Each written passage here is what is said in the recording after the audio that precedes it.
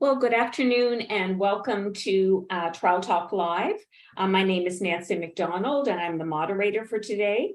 Belinda Bolkoven is monitoring our questions, so please put them in the chat and they will be answered at the end of the presentation. I'm very pleased to introduce Master Gardener Candace Dressler. She's our presenter. She's going to be talking on vermicomposting or worm composting. It's something I've been interested in, but I've never pursued, so I'm really interested in this program. It seems to be something that I'm hearing more young families doing with their children, embracing this. So over to you, Candace, and we'll learn more. Great, thanks, Nancy. So I'm going to talk about vermicomposting or my pet worms. My husband and I bought worms. I don't remember what, and it was 30 years ago. I don't remember, and it was in Edmonton, but I don't remember which house I was in. So it was either 1991 or 1993. And when we bought our worms, we bought this 45-liter Rubbermaid tote, and they've lived in it ever since. We've had the same worms.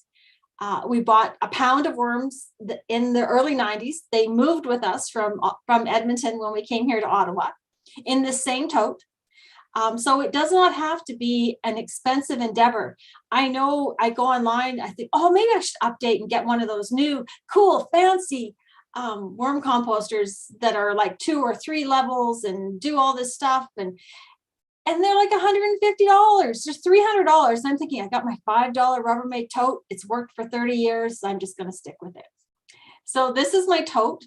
It has the 2 holes in the top, and it's got 6 1/4-inch holes in the bottom so that liquid can drain out. And that's why there's a boot tray underneath it.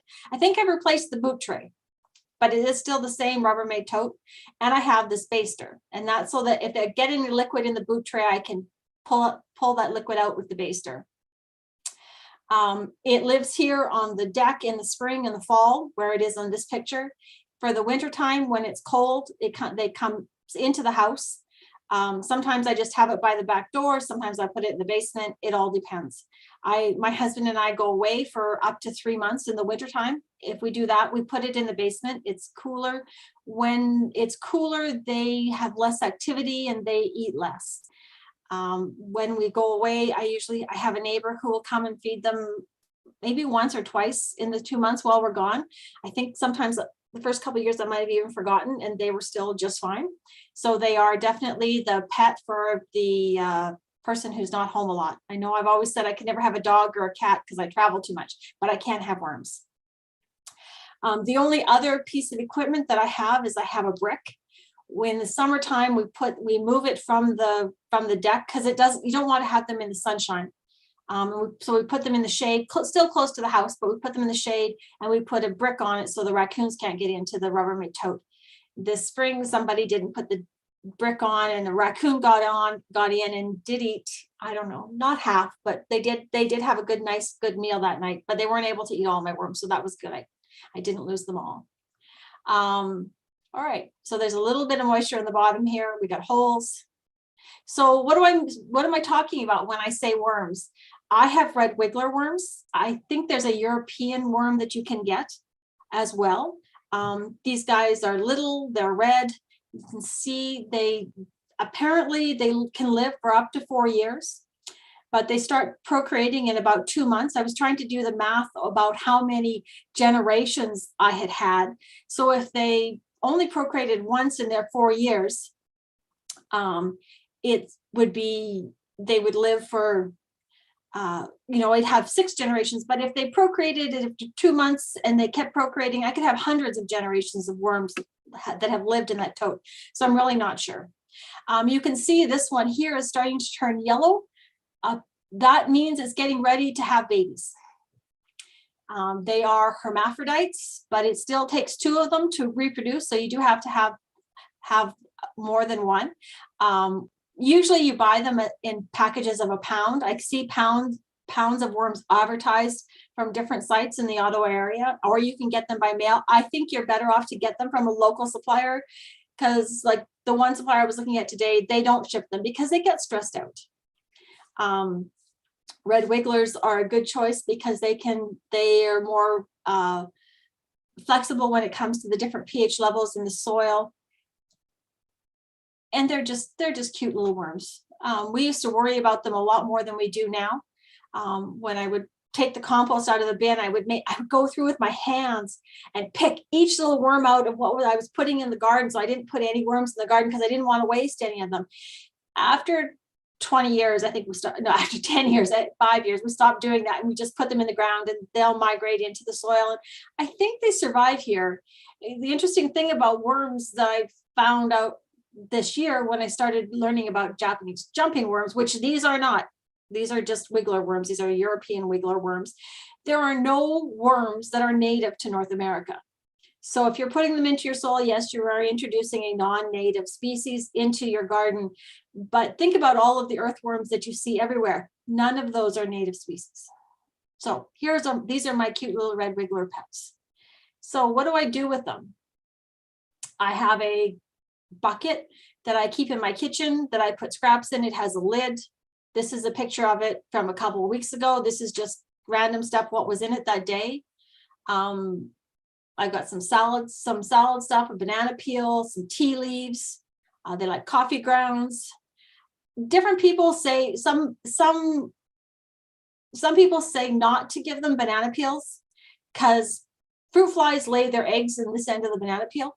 And so you can be more likely to get fruit flies if you give them bananas. Some people say to chop up their food. Some people even put it, I've even read on sites where people put it in a blender before they put it in the tote. I don't do any of that. I just put it like this, the same as I would do if I was using when I had a bin compost outside, or even if I do use some stuff for my bin compost outside, I treat it the same way. I leave it in the bucket for about a week. We only feed them about once a week or once every 2 weeks. And I'll talk about why in a bit. And so it sits in the bucket under the sink. We put it in. Worms are vegan. So just remember that they're vegan. They aren't as particular as some insects are about what they'll eat, but they do have their favorites. And their favorites, like us, they like fat. And so their favorite foods are watermelon and avocados. And when you put watermelon and avocado, I buy more watermelon than I maybe need to, because I just like feeding the rinds to the worms because they love them. You can see they all ball up and they all go right to where the watermelon, or they make kind of a nest in the shell of the avocado. If you have just half of an avocado peel, not slices like this, they'll fill that whole cavity, will be all full of worms. They're so happy when you put them there, but they're not fussy about citrus. They don't like the high acidity as much. So I try not to give them as much citrus, but I'll still give them some. The first time that I realized how much they could eat was I got convinced to cater us dinner. And so I bought a case of lettuce. And so the case of lettuce, not cellar wrapped, but just in the leaves, comes with a lot of extra lettuce leaves. And I put it all in my worm compost. I filled the 45-liter tote up to the top with these, and then buried it with this lettuce. And like within 2 weeks, they ate all of those lettuce leaves. So they will keep up to and procreate to match how much you're feeding them. So how do you feed them? So you open the bin, obviously, and you'll see. So I've opened the bin here and I've taken a picture. And there is no evidence of worms here. You can't see any worms. It's just dirt. And then you dig a hole. So then I'm going to dig a hole, and you can see I've dug down to the bottom of the truck. And you can see the worms that are here. Okay. So I move the soil over, and I make a hole. And then I dump my bucket. This is everything that was in that bucket I showed you the picture of before. And then I bury the food. So you can't see it at all. This is the same corner of the bin. This is the most important thing that I want you to learn today. You need to bury the food. If we've never had a problem with fruit flies, and it's because we bury the food. We don't have a lot of problems with smell. Again, it's because we bury the food. That allows the worms to get at it. It stops it from the air is what creates the smell. So if you bury your food really well, you're not going to have flies and you're not going to have smell. We feed them once a week or even every 10 days. It's best to fill your bucket and feed them less often, so you disturb them less, and then you can eat them. You can let them eat all that you put in before you put more in. And we feed, you can see I fed them in the corner. So I fed them in this corner this time. I'm going to feed them in the next corner the next time, and I work my way around the bin, feeding them in one corner, one quadrant each time that I feed them. And that allows them to finish off this food before they move over to where this food is. Okay. Other than feeding them, the other thing that we need to do is we need to give them some bedding. And giving them bedding helps to counter smell. It also allows them to have some area that's not just their castings. I mean, who wants to live in their crap all the time? So this gives them some other material to aerate, and it allows the soil to aerate, to have more oxygen in it. It gives them, we put eggshells in, and that gives them some grit. I've always found it interesting that I'm not supposed to put eggshells in out to deter slugs, which doesn't work, by the way. That's a myth. But I give my worms eggshells because they like to eat with them. And these types of insects actually do like shells. It helps them with their digestion, to have little rocks or some shells in there to create some grit. I just use regular paper. You can use newspaper, you can use shredded cardboard. This is just what goes through my shredder. I don't use any glossy paper. And then I use peat moss. I know there's all the controversy about using peat moss or not using peat moss. In Canada, if we're using domestic peat moss, we take so little we take like 1% of the peat moss out of the ground every year. Here so far, it's not an issue. I know some people use core, some people actually use soil. I'm not so sure about using soil. And then we go, and this is the same size bucket that I use in the kitchen too. So I take this bedding. So this is after I have fed them this morning or last week, and I put some eggshells on. You can't really see the eggshells, and then I spread a bit of paper, and then I spread some peat moss. I update their bedding maybe once a month.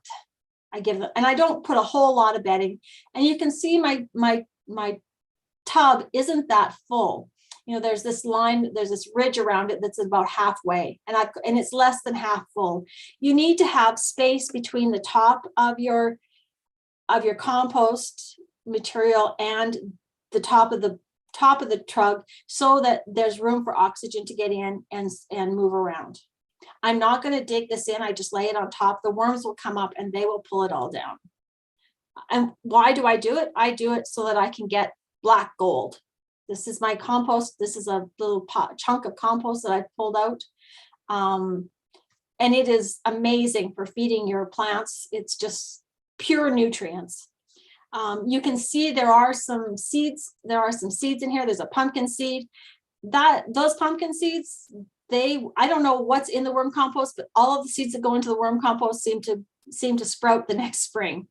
So I usually just pull some pumpkins out of the compost and plant them in the garden. Sometimes I get pumpkins, sometimes I get cantaloupes. It's always a surprise. But whatever I have that has sprouted in the compost grows really well. I've even had avocado seeds that will sprout in the compost, and they do really well. We dig out the compost maybe 3 or 4 times a year. We'll take half of the about half of the material out. And like I was saying, I used to like treasure my worms when I first got them. And I'd go through that big pile of compost and I'd pull each little worm out and put it back so that I didn't lose any to the garden. I don't do that anymore. Now we feed them. You leave that half of the composter without any food in it for about 2 weeks, and then the worms will all migrate over to where the food is, and then you can empty out half of the bin, and then sort of spread it out again, and then start feeding all over. Start feeding and give them some more bedding, and the process starts again. Let's see, what else have we got going on? The other thing that we get is we get compost tea. So when and that's this liquid in the boot tray. You don't want to have too much liquid. This is as much as you want to have at any time. And so then I'll take the baster out and I'll mix it with water, about five parts of water to 1 part of my compost tea, and I will water my houseplants with that. If you're getting too much liquid on your boot tray, that's when you know, okay, I've got to give it some more bedding, because the bedding will soak up some of that moisture. You don't want to be giving them a lot of rotten tomatoes makes lots of juice, So you want to be careful about, watch what you're feeding them. They do need to be moist though. So I've read on some websites where they say 80% moisture content in the material. So you want it to be moist, but you don't want it to be soupy. And they'll do just fine. And that's about it. I think we've got so what have we talked about? Yeah, I think that's it. I think we're on to questions. Yeah, thank you, Candice. That was absolutely fascinating. I've not really explored this subject at all, so I might have as many questions as the ones that have come in, but we'll ask those ones first, shall we? So the first one was from Karen, and she would like to know what size tote you use. It seems like a fairly large one, but maybe you have a figure. It's a 45-liter one. So they're the ones that are about a foot deep. Okay. And they're the same. You can still buy them now. They're just the standard trug, or right. I think they're probably 2 feet wide by 2.5 feet or something like that. Okay, and that's, I mean, obviously you've used that one for a long time, but would a smaller one still work, do you think? I think, I don't know. I think you want to have something so that you can put your food in and then put your food into a new place where there's nothing the next time.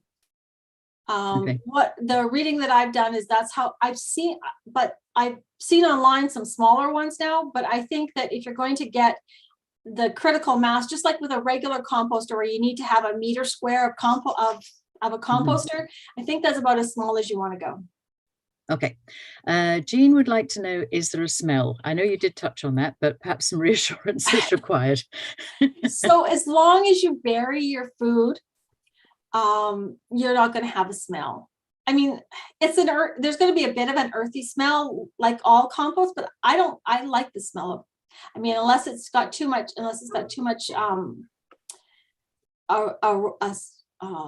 anaerobic action going on, you're not going to have any smell as long as it's buried.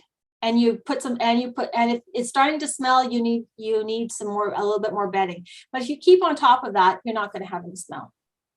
Okay. All right. Thank you. Cynthia would like to know where you got the worms from.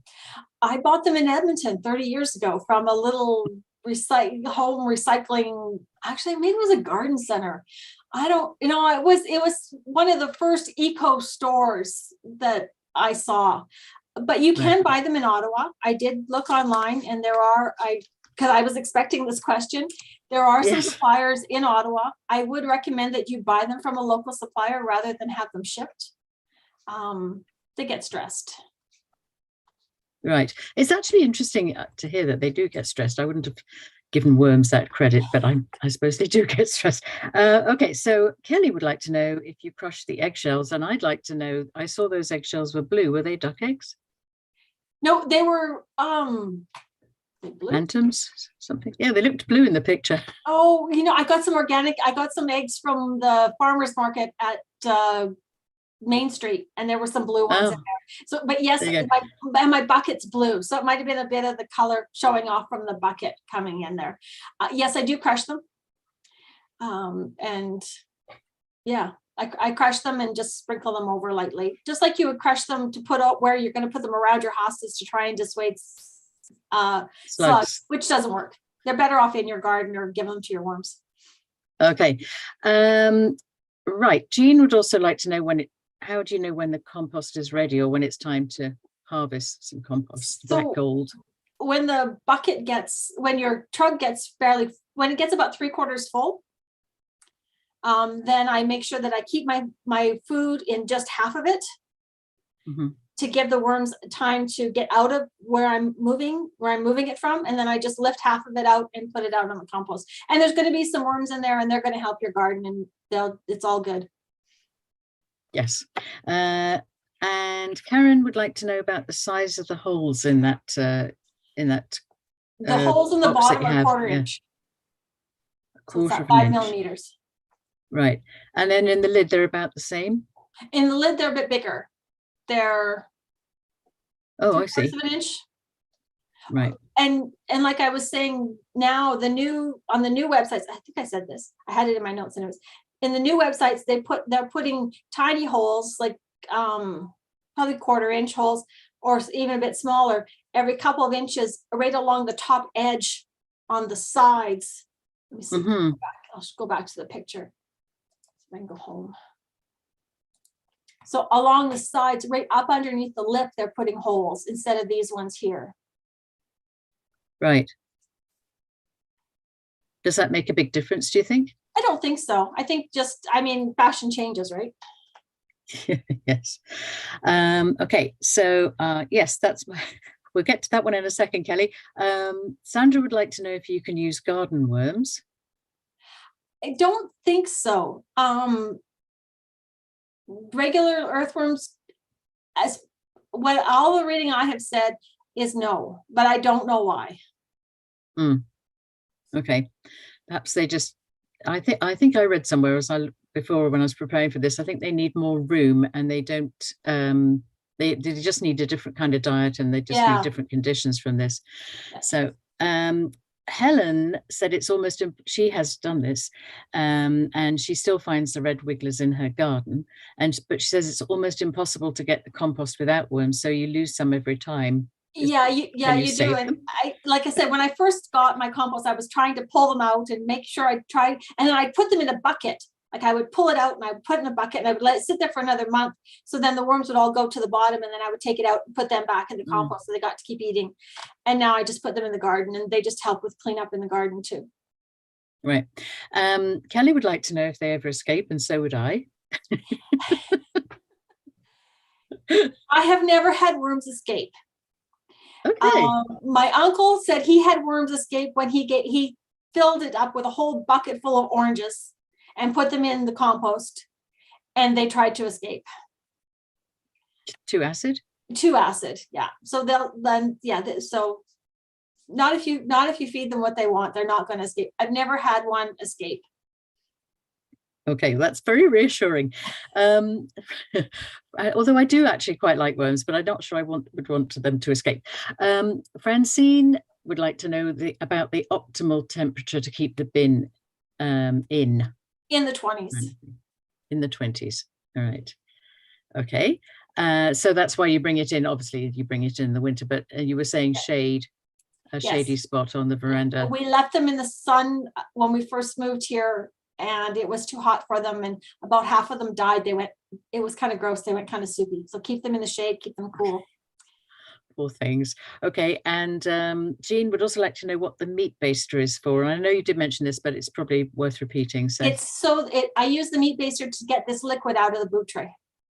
And then I suppose I could lift it up and try and pour it out, but that would make a big mess. So I just use the meat baster to get this liquid out of the boot tray. Okay. And is that do you think from the worms, or just the breakdown process, that liquid? Because I find a similar sort of thing at the bottom of the compost bucket I have on the counter at home. Yeah, it depends on what you're feeding them. So if the material that you're feeding them has lots of liquid in them, if there's excess liquid in the medium, in the soil and the stuff, then it's going to leak out the bottom. And so when it gets to be anything more than this, I always make sure that I add more bedding that's going to soak up the liquid and reduce the amount of moisture in the bin, as well as I take it out. Okay. So I have a couple of questions as well. How sparingly do you use that black gold in the garden? Like, I mean, presumably they're not making a huge amount of it, so Do you give it to your favorite plants or? I dress my garden beds with it. And I give a little bit of it to some of my houseplants. Yeah, I probably get, we take it out we probably get 3 of those tubs a year full out of it.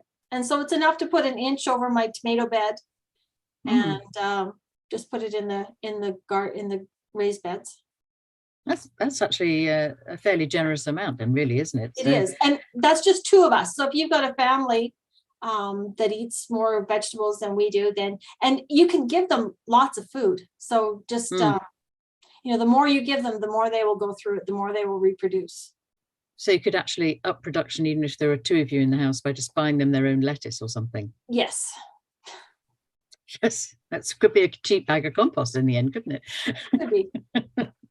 I was wondering how delicate they are when you're moving them around. Like you can do that without hurting them, injuring them, or causing mass death. Yeah, they're actually pretty resilient. I was actually thinking about bringing one in and putting it on my finger, and you can watch it crawl on them. But I thought that maybe it's not wrong. But yeah, they're good. You just can't squeeze them. No, obviously, yes, they wouldn't like that too much. Okay, so you said about when you went away on holiday. What about problems? Do you get mold in the box ever or anything like that? Or I've never had any mold in the box. Like I said, I think I said that we had the one time we had a house sitter, and he had an infestation of fruit flies. But I'm sure it was because he wasn't covering the food. Because when we came back and we talked about it, because I'd never had anything like that. I came home and he said he had to get a vacuum cleaner, and there were still fruit fly carcasses everywhere. But it was because he wasn't covering the food completely when he put it in. Right, so that is pretty essential. And what about soil gnats? That's the same sort of thing with the, you know, the little. Yeah, I haven't ever had soil gnats. I mean, you can see in my black gold here that there's one of those little, what is that, a centipede of some sort that's found it right away. But I don't see those in the bin. Okay.